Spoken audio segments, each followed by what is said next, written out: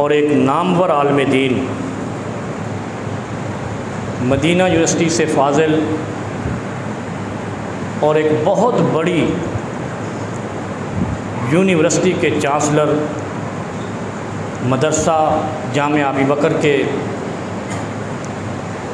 मोहतमिम और एक ऐसी शख्सियत के जिसके इदारे के फाजिलीन दुनिया के 40 ममालिक में काम कर रहे, जिसमें कंबोडिया भी है, कीनिया भी है, मराकश भी है, मलेशिया, इंडोनेशिया, मिस्र, दुनिया के 40 ममालिक में जामिया अबी बकर के उलमा और पढ़े लिखे फाजिलीन। हालांकि फ़िलिपाइन में सरकारी यूनिवर्सिटी के वीसी भी यहाँ से पढ़ कर गए हैं। इसी तरह दुनिया के और ममालिक में एक मुल्क के चीफ जस्टिस जामिया अबी बकर के फाजिल बने हैं और बहुत सारे ममालिक में मरकज़ी यानी मुसलमान ममालिक में या काफिर ममालिक में भी पढ़ कर गए हैं। तो अल्लाह ने इस इदारे को ये एज़ाज़ बख्शा है कि इस इदारे के पढ़े हुए बड़े बड़े अजीम काम कर गए और कर रहे हैं। शेख ज़ियाउर रहमान अल मदनी एक इंतहाई ज़ीरक, दानश्वर और मुमताज़ आलिम दीन और छोटी सी उम्र में एक फ़कीह की हैसियत रखते थे, अहल राय में शामिल होते थे।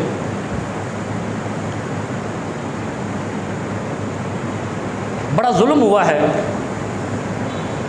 कि दुश्मन इतना शातिर है और इतना चालाक है, जिसको हम दहशतगर्द कहते हैं या टारगेट किलर कहते हैं, कि वो सर देखता है कि कितना कीमती है और फिर उसके पीछे नताज देखता है कि इसके जाने से कितना नुकसान हो सकता है मुसलमानों को। और मैं आपको एक और बड़ी बात बताऊं कि जामिया अबी बकर की खूबी ये है, मैंने यहीं से पढ़ा है, मेरे जैसे और बहुत बड़े बड़े उलमा हैं, मुझसे भी अजीम हैं, वो भी यहीं से पढ़ कर गए हैं। इस जामिया के अंदर बरेलवी, देवबंदी, शिया और अहले हदीस की कोई तमीज़ नहीं, गैर मसलकी बुनियादों पर यह कायम है। और इसके अलावा फ़िरका वारियत के उसूलों से ही बिल्कुल बरी ज़िम्मा है। आज तक जामिया अबी बकर से फ़िरका वारियत करने वाला कोई आलिम पैदा नहीं हुआ। इस वक्त भी वहाँ पर सारे मसालिक के लोग और सारे ममालिक के लोग, मैं आपको एक हैरत की बात बताऊं, जब मैं पढ़ रहा था मेरी क्लास में पाकिस्तानी स्टूडेंट कम थे और गैर मुल्की ज़्यादा थे। इतना दीन का काम ये कर रहा था। और ये आपको शायद कम इल्म होगा कि जामिया अबी बकर इतना बड़ा, सिंध का सबसे बड़ा इदारा है मजहबी बुनियादों पर, और सिंध का वो इतना बड़ा इदारा है कि जिसमें फ़िरका वारियत की कोई पहचान नहीं। एक सख्त अहले हदीस का मुखालिफ देवबंदी आलिम इंतकाल कर गया है, वो हमेशा बोलता रहता था इनके ख़िलाफ़, अहले हदीसों के ख़िलाफ़, लेकिन उस शख्स की तकरीर मौजूद है सोशल मीडिया पे कि उसने कहा कि अहले हदीसों का एक इदारा ऐसा है कि जहाँ से ऐसे लोग पैदा होते हैं जो फ़िरका वारियत को अहमियत ही नहीं देते और उसमें यकीन ही नहीं रखते और वो मसलकी बुनियादों पर काम नहीं करते। ऐसे शख्स को, ये आपकी जौहर चौरंगी पे जो पार्क है, 2-3 दिन पहले रात 11 बजे गोली मार। नौजवान आलिम दीन था, 46 साल उम्र बताई है, और इस शहादत से 15 दिन पहले मेरी टेलीफोन पे उन पे 22 मिनट तक बात हुई, जिस वक्त वो इस्लामाबाद जा रहे थे। यानी हमारे मशवरे और मामला चलते रहते थे। दुख ये है कि आज मैं खुल के बात करूँगा, इनको शर्म नहीं आई? बेशर्मो, तुम्हें फूल लगाए हैं इस रियासत ने, तुमने ये किस हैसियत से खबर चलाई है कि इसमें राह मुलव्वस है? राह रियासती लोगों को मुलव्वस करती है जो बड़े बड़े रियासत के गुंडा अनासिर हैं। इस तरह के आलिम दीन के जिसके बारे में उनको इल्म भी हो कि ये उस नज़रिए से ताल्लुक़ रखता है कि इसके बाद इंतशार नहीं होगा, और वैसे भी किताब व सुन्नत के मानने वाले इंतशार नहीं करते, सब्र करते हैं और उसका अजर पाते हैं। अजर मैं आपको मिसाल दे देता हूँ, अभी थोड़ी देर पहले भी बताई है। इस मुल्क की एक ताकतवर आवाज़ थी अल्लामा एहसान इलाही ज़हीर, उसको शहीद किया था। उसके कत्ल में ज़ियाउल हक़ और नवाज़ शरीफ शरीक थे। इनके ख़िलाफ़ FIR भी बनी थी।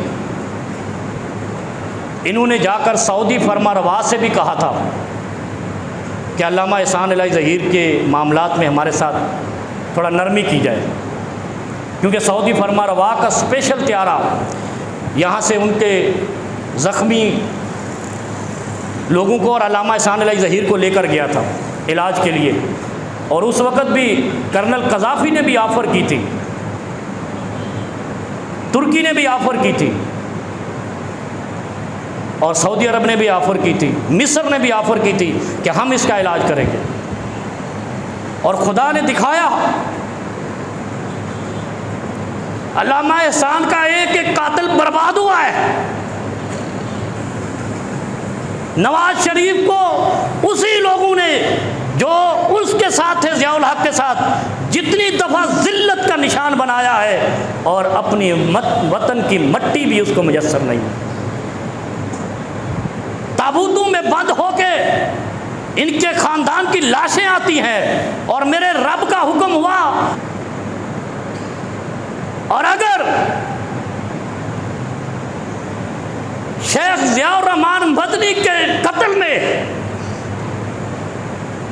कोई ऐसा हुकूमती कारिंदा शामिल हुआ, ये गुनाहगार आंखें और आपकी आंखें देखेंगी कि वो इस वतन में ज़िल्लत का निशान बनेगा। एक ऐसे मुतहम्मिल मिजाज और बुर्दबार और बाखलाक आलिम को बिला वजह बगैर किसी, जिस पर आज तक कोई FIR भी नहीं है कि मुल्क में उसने कभी कोई ऐसी बात भी की हो, ना उसके वालिद पर जो कि कराची यूनिवर्सिटी के शोबा इस्लामिक स्टडीज़ के डीन थे, जिन्होंने जामिया अबी बकर बनाया, और दुनिया के 27 ममालिक की यूनिवर्सिटियों से इसका इल्हाक है, एफिलिएशन है। शहीद की जो मौत है वो कौम की हयात है। और कुरान क्या कहता है, वला तक़ूलू लिमन युक़तलु फ़ी सबीलिल्लाह ही अमवात बल अहयाउम वलाकिन ला तशऊरून। जो अल्लाह के रास्ते में कत्ल कर दिए जाएं वो मुर्दे नहीं होते।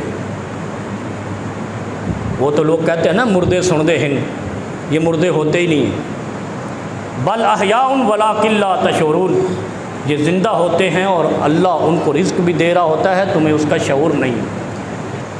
शार फैसल की हुदूद में ये वाक़या हुआ है, और शार फैसल की हुदूद में मैं इस साल के दौरान कई वाक़या सुना सकता हूँ कि ये मुजरिमों की पनाहगाह है। यहाँ पे कुछ अहलकार, पूरी पुलिस नहीं है, पुलिस वाले बड़े हीरे हैं, हमें भी मिलते हैं, हम भी उनसे मिलते हैं, हमने पूरी तहकीक की है कि बड़े मेरिट वाले लोग भी हैं, लेकिन हर जगह पे बुराई होती है, बुराई से धरती पाक नहीं है। अदालत ने लिख कर दिया है नामजद मुल्ज़मान के नाम से, आर्डर मेरे पास मौजूद है, जिसको शक हो आके देख ले कि मौलाना को थ्रेट है, इसको फौरी तौर पर सिक्योरिटी दी जाए। किधर है वो सिक्योरिटी? देखी आपने?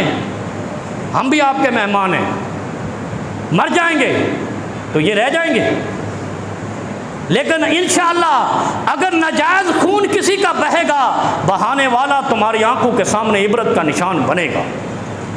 हमारी ये दुआ है, ऐ अल्लाह जिन्होंने ज़ियाउर रहमान शहीद पर जुल्म किया है उनके बच्चों को भी बख्शना नहीं है, इस दुनिया में ज़िल्लत का निशान बना देना है। ये नर्सरी एक बहाना है, ये मोहरा है। यहाँ पर रात को मजलिस लगती है जिसमें टारगेट किलर बुलाए जाते हैं, चर्च की भर भर के सिगरेटें पीते हैं। मेरे पास तस्वीर मौजूद हैं, अदालत को हमने तस्वीर दी हैं, सहाफ़ी अभी भी आए हुए हैं 2-3, उन्होंने वो छापी भी हैं। इतना संगीन वाक़या है कि पुलिस माल खा रही है, लॉटरी निकली हुई है, क्योंकि ये दौलत एक फितना, अल माल वल बनून फितनतुल लकुम। मेरे नबी ने कहा था कि मेरी उम्मत का फितना माल है। माल बड़े बड़े सरों को उतरवा देता है। आपके मुल्क में सियासतदानों और हुक्मरानों के साथ यही है, अपने मुखालिफिन को मरवा दो। नहीं करो ऐसे। पुलिस वालों को कहता हूँ, और आज मैं chief justice of Sindh high court, IG Sindh, वज़ीर दाखिला सिंध और निगरान वज़ीर आला मकबूल बाकर साहब को भी आगाह करके कहता हूँ कि जाने गिरने के बाद तफ्तीश ड्रामे बंद करो। जब तुम्हें पहले मालूम था, इंक्वायरी करेगी, रेंजर को रेंजर पकड़ेगी, इंक्वायरी करेगी, पुलिस के हवाले करेगी, और उसके बाद नतायज माल पे ख़त्म। अल्लाह रब्बुल आलमीन हमारे इदारों को, हमारी पुलिस को, हमारे रेंजर्स को और हमारी फ़ौज को, इनको इस मुल्क का दिफा और ख़ास तौर पे जो पाकिस्तान का मुआशरा है, इसके तहफ़्फ़ुज़ की ज़िम्मेदारी पुलिस पर है। इस मुल्क की रियासत की सरहदों की ज़िम्मेदारी फ़ौज और रेंजर्स पर है। हम अपने इदारों को गंदा कर लेते हैं, उसके बाद चाहते हैं कि अमन भी हो जाए, प्यार भी हो जाए, मुआशरा सुकून से भी हो जाए। ऐसा नहीं होता। जब गार्ड को एक टाइम का खाना नहीं दोगे, अगली दफ़ा में चोरी करवा देगा। बैंक वाले के गार्ड को सही तनख्वाह नहीं दोगे, वो बैंक में डकैती करवा देगा। अल्लाह के बंदो, कुछ ख्याल करो। ये मुल्क अपना है, ये रियासत अपनी है। ये पुलिस वालों को ख़ास तौर पे पैगाम देता हूँ कि अल्लाह के लिए मेरिट पर आ जाओ। ये मुल्क इस तरह तुम्हारी चाबक दस्तियों की वजह से अगर ख़राब हुआ तो इसकी मुजरम पुलिस होगी, क्योंकि रियासतों की सरहदों की तहफ़्फ़ुज़ जिनके ज़िम्मे है, उनके पास अल्लाह ने बहुत सलाहियतें दी हैं। ये हमारी सफ़ों में दुश्मन ढूंढो, ये तुम्हारा काम है।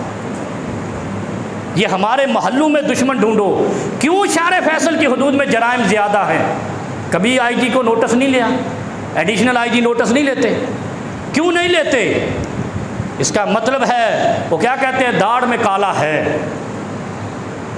इस थाने की हदूद में इतनी बड़ी शख्सियत का मर्डर हो जाए और उनको वो इंक्वायरियाँ कर रहे हैं और 4 महीने से चलती है, उसका पता ही कुछ नहीं है। थ्रेट को सीरियस क्यों नहीं लिया जाता? इंशाअल्लाह हमारी दुआ है कि अल्लाह रब्बुल आलमीन इस कत्ल के जितने मुहर्रकात हैं हमारे सामने उनको इबरत का निशान बनाएगा। और अगर मुझे भी कुछ हुआ तो मेरे तो नामजद मुल्ज़मान अदालत ने भी लिख दिए हैं, पुलिस के पास भी महफूज हैं और विंग कमांडर साहब के पास भी महफूज हैं। और इंशाअल्लाह हमारा खून तो जाएगा, लेकिन इस खून को माफ़ नहीं किया जाएगा। और अल्लाह